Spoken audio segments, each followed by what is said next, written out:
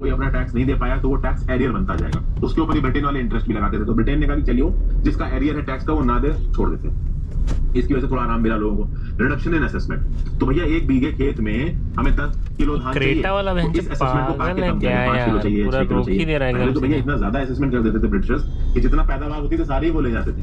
तो reduction in assessment हुआ, यानी ब्रिटेन ने थोड़ा सा लिबरल किया अपने असेसमेंट को, थोड़ा कम टैक्स मांगा।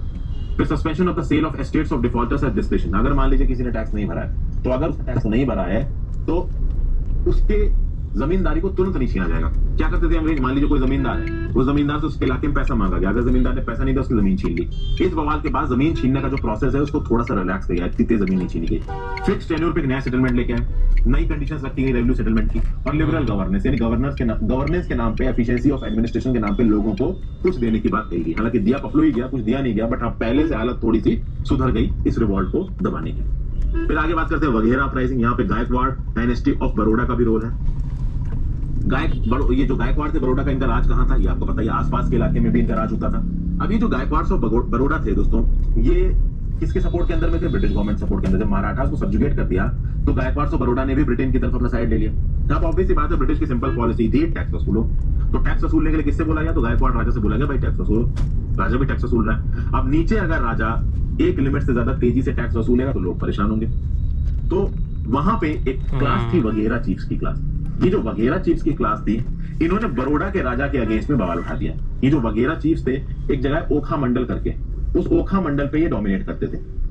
तो जब गायकवाड़ और बड़ौदा और अंग्रेजों ने एक लिमिट से ज्यादा टैक्स मांगना शुरू किया, तो इस ओखा मंडल के वगैरह चीफ्स ने कहा भैया हम टैक्स मंडल, और एक लड़ाई सी छिड़ गई। 1818 से लेकर 1819 में वो लड़ाई चलती रही। 1820 के एंड के लगभग नवंबर 1820 में शांति हुई। यहाँ पर इतना ध्यान रखिएगा, ये जो वगैरह अपराइजिंग हुई थी, ये गुजरात में जो बड़ौदा स्टेट है, वडोदरा नाम की जगह है, उसके आसपास जो वगैरह चीफ्स थे उनके इलाकों में हुई। ओके, इतना याद रखिएगा। Truemates, ever heard of it? What if I told you you've been overpaying for your medicines and you can save up to 51%? Would you believe me? सच्चाई ये है कि हम सब मेडिसिन के लिए ओवरपे करते हैं, स्पेशली मिडिल क्लास फैमिलीज। सिर्फ एक क्रॉनिक बीमारी काफी है हमें फाइनेंशियली ड्रेन करने के लिए। मेरी मम्मी डायबिटिक है, हर महीने उनकी दवाइयों पे हम 3100 रुपया स्पेंड करते हैं। फिर मैं ट्रूमेट्स पे गया, वही दवाइयाँ सोल्ड इलाकों में। ओके, इतना याद। फिर अगले पे चलते हैं। अहोम रिवॉल्ट हुआ था दोस्तों आसाम में। पहला बर्मीज वॉर कब से कब तक हुआ था? कमेंट, अरे छोड़िए कमेंट में क्या बताएंगे, 1824 से 1826 का ही बात करते। फर्स्ट बर्मा वॉर हुआ। तब फर्स्ट बर्मा वॉर में हुआ क्या दोस्तों, ये जो बर्मीज थे वो आसाम के इलाके में घुस के वो कब्जा कर रहे थे।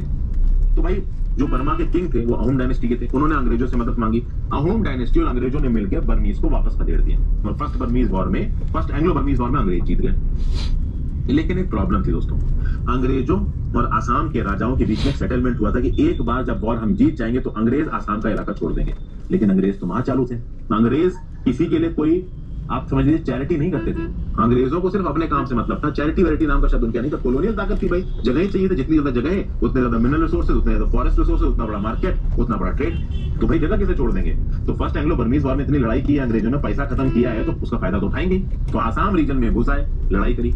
बाद में जब अहोम के राजा ने बोला कि भाई अब वापस आइए, अब तो लड़ाई खत्म हो गया, इलाका हमारा हो गया, तो वापस जाने से मना कर दिया अंग्रेजों ने। जब वापस जाने से मना कर दिया अंग्रेजों में, तो जो अहोम प्रिंस था जिसका नाम था गोमधर कुनवार, गोमधर कुनवार एक रेबेलियन छोड़ देगा ब्रिटिशर्स के अगेंस्ट। ये रेबेलियन की शुरुआत होगी 1828 में। ऑब्वियस बात है, इस रेबेलियन को भी दबा देंगे ब्रिटिशर्स। गोमधर कुनवार जो कि अहोम प्रिंस था, इसके साथ देने वाले भी बहुत लोग थे, जैसे जयराम खरगरिया था, धनंजय बोंगोहोन था, उसकी उतनी जरूरत नहीं है, ठीक है। तो गोमधार कनवार को किंग बोल दिया गया इलाके लोगों ने, और उन्होंने कहा कि ब्रिटेन को भैया यहाँ से बाहर निकालना है। पर ब्रिटेन को निकालना इतना आसान था नहीं। एंड में आप देखोगे इस रिवॉल्ट को एंड में शांत करने के लिए एक अरेंजमेंट सा कर लिया गया आसाम की लीडरशिप के बीच में और ब्रिटेन की लीडरशिप के बीच में। आसाम के राजा को बोला गया कि थोड़ा हिस्से में आप राज करो, बाकी हिस्से में हम राज करेंगे, हमारे पास समय समय पे पैसे भेजते रहना, क्योंकि at the end of the day अंग्रेजों को पैसा चाहिए होता था हर अरेंजमेंट से। तो यहाँ पे हम अपने लेक्चर को खत्म कर रहे हैं दोस्तों। इसके आगे सूरत सॉल्ट एजुकेशन, कोल्हापुर और सवंतवड़ी का रिवॉल्ट, वहाबी मूवमेंट के बारे में बात करेंगे। फिर आप आगे देखोगे बहुत से और मूवमेंट्स दोस्तों, सारे मूवमेंट्स में आपको बताऊंगा। वीडियो आपको पसंद आ रही है दोस्तों, पसंद आ रही है तो चैनल को लाइक जरूर कर दीजिएगा, चैनल को सब्सक्राइब कर लीजिए, वीडियो को लाइक कर दीजिए, ज्यादा ज्यादा लोगों के साथ वीडियोस को शेयर कर दीजिए दोस्तों। Thank you for watching, have a great day. PDF का लिंक आपको sound fine, cool. So guys, फिर से चैंपियन बनने का टाइम आ गया। और 5 नमस्कार दोस्तों, कैसे हैं आप लोग? Spectrum modern